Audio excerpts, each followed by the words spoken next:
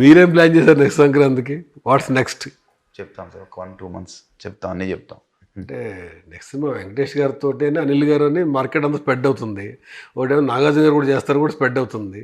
ఇప్పుడు అనిల్ గారు మీకు చేస్తారా లేదా దిల్ రాజు చేస్తారా కూడా నడుస్తుంది. ఏం మీకు ఏమైనా క్లారిటీ ఇస్తారా దానికి? కొంచెం టైం కావాలి సార్ దానికి. అండ్ మీకు గా అనిల్ గారు ఏదైనా మా డైరెక్టర్ అనౌన్స్ చేస్తాడు. అదే అందరూ అన్ని కళ్ళు ఎదురు చూస్తున్నాయి. ఎందుకంటే ఆయన హిట్ మిషన్ సంక్రాంతి అంటే ఇక ఆయన ఒక బ్రాండ్ తీసుకొచ్చేసాడు. అవును, ఆయన తీసుకొచ్చిన దానికి ఈ సంవత్సరం 4 సినిమాలు వచ్చినాయి. అవును. అనగనగా ఒక రోజు వచ్చినా, నాలుగున్నర వచ్చినా, సాబు, రాజాసాబ్ వచ్చినా, ప్లస్ మంది వచ్చిన, భర్త మహాశైలు, అది కూడా భర్త 4 సినిమాలు ఒకటే జోనర్. అవును సార్. అంటే రాజాసాబ్ ఒకటి కొద్దిగా డిఫరెంట్ జోనర్ వెళ్ళింది. నేను అనుకున్నాం సినిమా 4 సినిమాలు నడిచి అందరూ బ్రేకింగ్ ఉన్నారు, నెక్స్ట్ సినిమా 8 వస్తాయి అనుకుంటున్నాను నేనైతే. 7-8 వస్తున్నాయి నేను చదువుతున్నాను. సోషల్ మీడియాలో అంటున్నారు కాబట్టి టఫ్ కాంపిటీషన్ ఉంటుంది ఈసారి. టఫ్ కాంపిటీషన్ ఉన్నా ఈయనకున్న ప్రయారిటీ ఎక్కువ ఉంటుంది ఫస్ట్. ఇప్పుడు థియేటర్ ఇచ్చే వాళ్ళు ఎగ్జిబిటర్ కానీ డిస్ట్రిబ్యూటర్ కానీ సక్సెస్ రేట్ చూస్తారు కదా.